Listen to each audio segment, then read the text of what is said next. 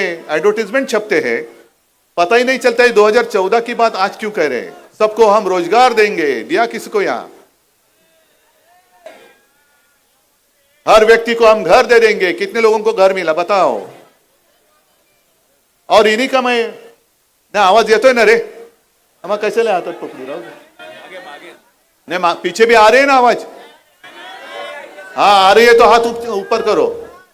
हाँ बस। तो कितने लोगों को आपने नौकरी दी नहीं पता। और पुराने आपके जो भाषण है वो निकालिए ना सोशल मीडिया पर। आपकी जो सोशल मीडिया टीम है जो ट्रोलिंग करती है, ये करती है, वो कहती है, उनको ही कहो कि आपके पास पूरा खजाना है आपके भाषण का। और एक भाषण मुझे आज भी याद है, एक जनसभा को संबोधित करने कर रहे थे और उन्होंने पूछा, भाई और बहनों आप बताओ गैस की कीमत नीचे गई कि ऊपर गई? डीजल की कीमत नीचे गई कि ऊपर गई? पेट्रोल की कीमत नीचे गई कि ऊपर गई? तो गैस, डीजल, पेट्रोल मतलब जीडीपी बढ़ गया कि नहीं बढ़ गया? और फिर उन्होंने कहा कि जब आप मतदान के लिए जाओगे, तो खास कर महिलाओं को कहा उन्होंने कि आप मतदान के लिए जाते वक्त घर में जो सिलेंडर है गैस का उसको नमस्कार करके जाइए। मोदी जी आपका नारा तो हवा में गया 400 पार, लेकिन उस वक्त जो गैस सिलेंडर की कीमत थी 400, अब कितने पार हो गए? 1000 के ऊपर। अरे बीच में जो लहसुन खाते हैं हम लोग, गार्लिक, वो 400 पार गया था और मोदी जी ने नारा दिया 400 पार, तो बेचारा शर्मा गया और नीचे आ गया। बोले किसके साथ बराबरी करूं? इनके साथ, ये जुमलेबाज के साथ? ये नहीं हो सकता। अनिल देसाई जी संबोधित कर रहे थे, मुझे लगा पल भर के लिए मैं ही उम्मीदवार हूं क्योंकि मेरी तारीफ करते जा रहे थे, लेकिन अनिल के लिए मैं आया हूं और मैं आपको पूछना चाहता हूं कि आपको आपका सांसद कैसा चाहिए? गद्दार चाहिए कि खुददार चाहिए? एक स्वच्छ प्रतिमेचा पाहिजे, चारित्र्यवान चाहिए कि दूसरा कैसा है आपको पता है? इसके व्यक्तिमत्व के ऊपर कोई भी उंगली नहीं उठा सकता। शुद्ध चरित्राचा आणि चारित्र्याचा उमेदवार दिलेला है। कैसी बात करता है वो भी आपने देखी है। और मैं चाहता हूं कि अनिल देसाई यहां से सांसद बनकर दिल्ली जाए, आपके भविष्य के लिए जाए। जो भी आपकी समस्या है, मैं तो मुझे लगता है शायद पहली बार आपके यहां आया हूं, क्योंकि एक बीच में दीवार थी अपने, हम तो एक दूसरे के साथ लड़ाई करते थे। अब आपको भी पता चला होगा। एक सवाल मैं आपको पूछता हूं, क्या मैंने हिंदुत्व छोड़ा है? लेकिन मेरा हिंदुत्व आपको मंजूर है या नहीं है?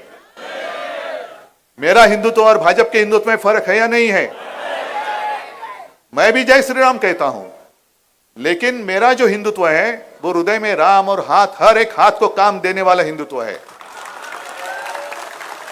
हमारा जो हिंदुत्व है वो घर का चूल्हा जलाने वाला, रोजी रोटी देने वाला हिंदुत्व है, घर जलाने वाला हिंदुत्व नहीं है। वो हिंदुत्व मुझे मंजूर नहीं है। आज ही कुछ पत्रकार मुझे मिलने आए थे, उन्होंने कहा कि उद्धव जी हर वक्त जब भी चुनाव नजदीक आते हैं तो मोदी जी भारत पाकिस्तान क्यों कहते हैं? मैंने कहा पता नहीं, शायद मोदी जी गए थे नवाज शरीफ जी का केक खाने के लिए,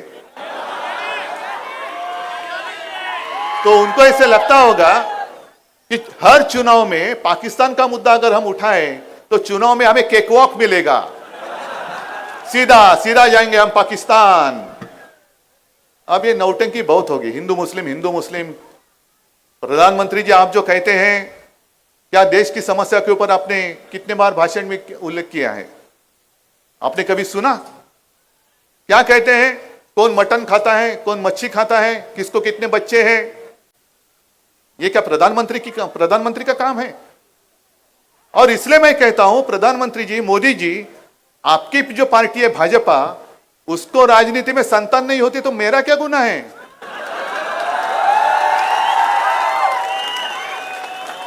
आपको हमारे बच्चे लेने पड़ते हैं गोद में, हमें कोई आवश्यकता नहीं, हमारे पास चाहे जितने लेके जाओ, जितने गद्दारे लेके जाओ, कम पड़ते हैं और मैं देता हूं, लेकिन आप कोई गद्दार नहीं है मेरे पास। जरूरत आपको है, हमें कोई आवश्यकता नहीं है। अरे ऐसे कुछ नहीं है कि शिवसेना में पहली बार टूट आई है, फुट किसी ने तोड़ने की कोशिश की, कई बार तोड़ा, लेकिन जब भी शिवसेना पर आपत्ति आई तो शिवसेना 10 गुना नहीं, 100 गुना नहीं, कई गुना, लाखों से भी ज्यादा शक्तिमान हुई है। और खास कर आज मैं यहां आया हूं तो मुंबई की समस्या और इसी चुनाव क्षेत्र में धारावी भी आती है। आपकी भी झुग्गी झोपड़ियां बहुत कुछ है, यहां बहुत सारी है। भाजपा के जो एक उम्मीदवार है, प्रत्याशी है बोरीवली से, क्या नाम है उनका, पीयूष गोयल, वो हमारे फिशरमन्स कॉलनी में गए, कोळीवाड्यात गेले तो नाकाला रुमाल लावून गेले। या ऐसा सांसद जाएगा और आपकी समस्या वहां कुछ बोलेगा उसके ऊपर? लेकिन एक बात आप जरूर उसके ऊपर ध्यान देना चाहिए, गंभीरता से ध्यान देना चाहिए। जो पीयूष जी ने कहा कि भाजपा मुंबई झुग्गी झोपड़ी मुक्त करना चाहते हैं, बड़ी अच्छी बात है, लेकिन उसके आगे जो उन्होंने कहा कि सब जितनी झुग्गी झोपड़ियां हैं हम भेज देंगे, कहा सॉल्ट पैन में, आपको मंजूर है क्या? शिवसेना प्रमुख जी ने भी एक योजना बनाई थी जिसके ऊपर काम हुआ भी है, चल भी रहा है। जहां झुग्गी झोपड़ी है वहीं पर उसी का घर होना चाहिए। धारावी के जो लोग हैं उनको लेके जा रहे हैं सॉल्ट पैन मुलुंड में, और वो जो जमीन है वो किसके जेब में डाल रहे? अडानी, धारावी अडानी कड़े, पूरा टीडीआर निकला है, उन्होंने पूरी मुंबई अडानी के मुंह में डाल रहे हैं। बांद्रा रेक्लेमेशन में जो एमएसआरडीसी का ऑफिस है वो भी जमीन अडानी को, एयरपोर्ट अडानी को, धारावी अडानी को, सब अडानी को। और यहां के जितने सारे उद्योग थे वो कहां लेके गए? गुजरात। और मोदी जी आप मतलब क्या एक एक कहां से आपको ये, कोण तुम्हाला विनोद सुचवतो मला माहिती नाही, मोदी जी स्वतःच बोलले अडानी आणि अंबानी बद्दल। तो फिर मैंने कहा कि इतना आपको उसको उनके ऊपर गुस्सा है। अडानी और अंबानी ने राहुल गांधी जी को कितने ट्रक भर भर के माल दिया है। अरे आप तो टेम्पो भर के, तो आपके हाथ में पूरे देश की सत्ता है ना, ईडी, इनकम टैक्स, सीबीआई है। वो क्या ठेले पे बैठे थे उस वक्त जब टेम्पो भरकर माल जा रहा था राहुल गांधी जी के घर पर? तो आपके जो ईडी वाले वगैरह थे वो क्या कर रहे थे? क्या चूना लगा रहे थे? हाँ, कि ठेले पे बैठे थे चकना लेके? क्या कर रहे थे वो? लेकिन एक बात ध्यान में रखो, मोदी जी ने बात कही, मतलब उन्होंने जाहिर कर दिया, उन्होंने जो नोटबंदी की थी, क्यों की थी? काला धन नष्ट करने के लिए। काला धन नष्ट करने के लिए आपने जो नोटबंदी की थी, उसके बावजूद अगर ये लोग काला धन राहुल गांधी जी को दे रहे हैं, मतलब आपकी नोटबंदी नाकामयाब हुई है, नाकामयाब हुई है। और अब उनकी आंख है मुंबई के ऊपर, खुलेआम मुंबई को लूट रहे हैं। मैं मुख्यमंत्री था, महाविकास आघाड़ी, सब नसीम भाई और राष्ट्रवादी और कांग्रेस सारे लोग मेरे साथ थे। किसी की हिम्मत नहीं हुई थी मुंबई की ओर तिरछी नजर करके देखने के लिए, ना महाराष्ट्र की ओर। और मैंने तो आपको वचन दिया है, अपनी सरकार तो जरूर आएगी, इंडिया आघाड़ी की सरकार जरूर आएगी। और जैसे वहां दिल्ली में अपना प्रधानमंत्री बैठेगा, मैं आपको वादा करता हूं, आपको वचन देता हूं, जितना लूटा हुआ मुंबई और महाराष्ट्र का वैभव है, मैं वापस मुंबई और महाराष्ट्र को दे दूंगा। आपके आंखों के सामने आपकी रोजी रोटी छीन कर वो लेके जा रहे हैं। मेरी गुजरात से कोई दुश्मनी नहीं है, गुजरात भी मेरा है। मुंबई में कई सालों से बहुत सारे गुजराती परिवार रहते आए हैं। जैसे दूध में शक्कर मिलाते हैं, वैसे वो हम मिलजुल कर रहे हैं। मोदी जी, आप हमारे बीच में नमक क्यों छिड़क रहे हैं? बताओ, आप क्यों नमक छिड़क रहे हो? क्या किसने आपको शिकायत की थी? आप ही ने तो कहा था कि हर साल 2 करोड़ रोजगार, रोजी रोटी के लिए मैं पूरे देश में उपलब्ध करा दूंगा। क्या हुआ उस वादे का? अच्छे दिन अच्छे दिन अच्छे दिन कहां है? किसके आए अच्छे दिन? अडानी अंबानी के तो आए, लेकिन जो और एक वादा उन्होंने किया था, हर एक के अकाउंट में 15 लाख रुपए आए। मुझे एक आदमी अगर हाथ उठाकर कहेगा तो मेरा भाषण में ही रोककर घर चला जाऊंगा। आप बताओ, आपके किसी के अकाउंट में अगर 15 लाख आए होंगे तो हाथ उठाकर कहो, मैं मेरा भाषण बंद करूंगा और मोदी जी को कहूंगा कि चलो और जाओ आगे। 15 लाख दिए, अभी 30 लाख दे दो। किसी के अकाउंट में 15 लाख आए तो नहीं, लेकिन भाजपा के अकाउंट में 10,000 से भी ज्यादा करोड़ रुपया कैसे आए, कहां से आए? चंदा दो और धंधा लो, चंदा दो और धंधा लो। या गरीब लोग आपके पास जब काम मांगते हैं, आज ही मेरा एक इंटरव्यू आया है, सामना में आया है, चैनल में भी आया है, मराठी में है, तो मैंने यही कहा कि जब भी चुनाव आता है तो मोदी जी कहते हैं राम राम राम राम, और जब चुन कर आते हैं और कोई उनके पास जाता है तो कहते मरा मरा मरा मरा। यही इनकी नीति है। मुंबई के लिए आपने क्या किया, महाराष्ट्र के लिए क्या किया, और अब सुना है कि आने वाले कुछ दिनों में मुंबई में वो रोड शो करने जा रहे हैं। मोदी जी, मेरी विनती है आपको कि इस रोड पर रोड शो करके दिखाओ, इस रोड पर करो, देखो लोग कैसे रहते हैं। मन की बात आपने की, लेकिन जन की बात कौन सुनेगा? जन की बात देखो आप। जन में आपको जो वोट करते हैं, मतदाता हैं आपके, क्या स्थिति में रहते हैं? क्या इंसान नहीं है? मैं जब मुख्यमंत्री था, आप मुझे बताओ कि कभी मैंने आपके बीच में भेद किया? कौन हिंदू है, कौन मुसलमान है, सब जब मैं उस कुर्सी पे बैठा तो संविधान की शपथ लेके बैठा था, मोदी जी जैसे आप बैठे हैं, कि मैं किसी के साथ भेद नहीं करूंगा। कोरोना का संकट आया था, पूरे विश्व में एक संकट, आपत्ति थी, और एक बात का मुझे समाधान जरूर है, गर्व की बात नहीं, समाधान है, समाधानाची गोष्ट है। कहते हैं कि चाइना में 15 दिन में फील्ड हॉस्पिटल उन्होंने खड़ा करके दिखाया था। मैंने मेरे महाराष्ट्र में, मेरे मुंबई की जनता के लिए 17 दिन में बीकेसी में फील्ड हॉस्पिटल खड़ा करके दिखाया था। धारावी में बहुत बड़ा संकट आया था, सब लोग परेशान थे, दिल्ली से फोन आते थे मुझे, उद्धव जी क्या कुछ तो करो, कुछ तो करो। क्या करूं? नहीं ऐसा करो, वैसा करो। ठीक, शांत रहो पहले, आप आपका काम करो, गो करो ना गो, थाली बजाओ, दिया जलाओ, हाँ कूदो, इससे नहीं कोरोना गया। लेकिन एक बात मैं जरूर कहना चाहूंगा कि मोदी जी, जब आप पूरे देश को खाली थाली बजाने के लिए कह रहे थे, उसी वक्त मैं मेरे लोगों को 10 रुपए में शिव भोजन दे रहा था, भरी हुई थाली दे रहा था, दी मैंने। और यहाँ बहुत सारे लोग बाहर से भी होंगे, यूपी से होंगे, बिहार से होंगे, आए हैं यहाँ, यूपी बिहार के लोग हैं, है ना? तो यूपी में क्या हालत थी? यूपी में गंगा, मां गंगा जिसको हम कहते हैं, गंगा की पूजा करते हैं, उस गंगा में कैसे लाशें बह रही थी। गुजरात में कैसे सारी चिता, जैसे सार्वजनिक चिता पेटल्या होत्या, मैदानामध्ये सार्वजनिक चिता पेटवल्या होत्या। महाराष्ट्र में ऐसा कुछ हुआ? होने दिया मैंने? तो मेरा गुनाह क्या है? मोदी जी, आपकी मर्जी।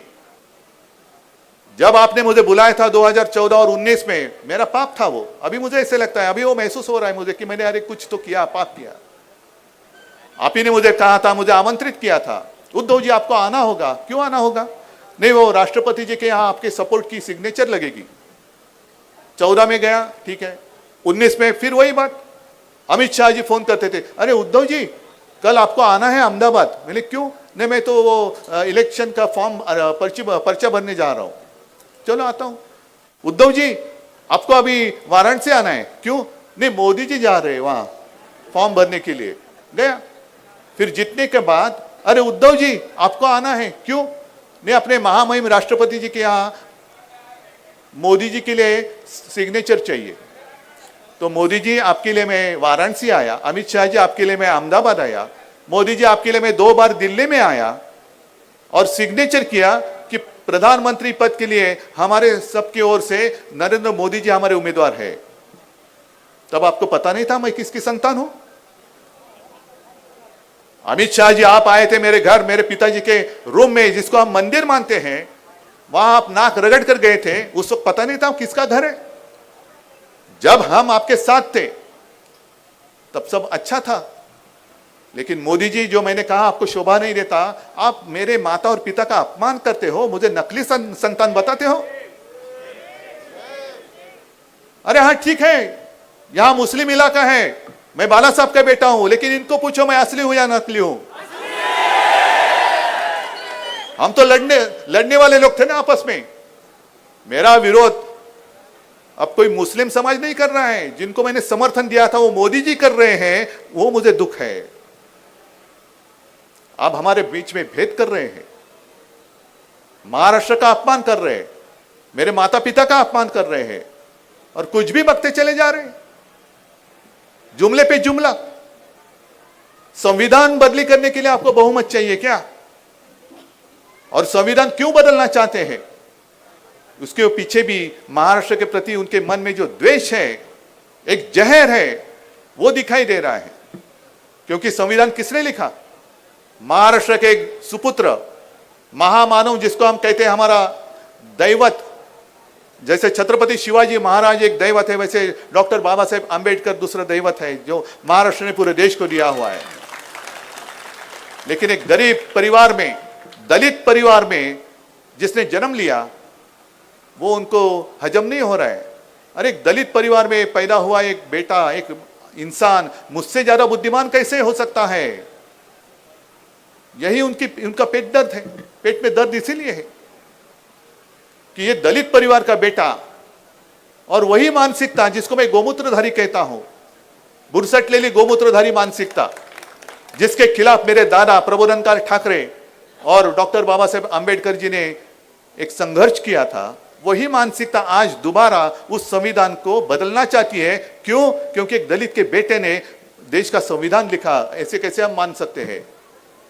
अरे उसी संविधान ने तो देश चलते आ रहा है, और उसी संविधान पर आगे भी कई साल भाजपा रहे ना रहे, भाजपा तो इस चुनाव में कहां जाएगा पता नहीं, लेकिन संविधान हमारे देश का आगे कई हजारों लाखों साल तक चलेगा। यही संविधान चलेगा।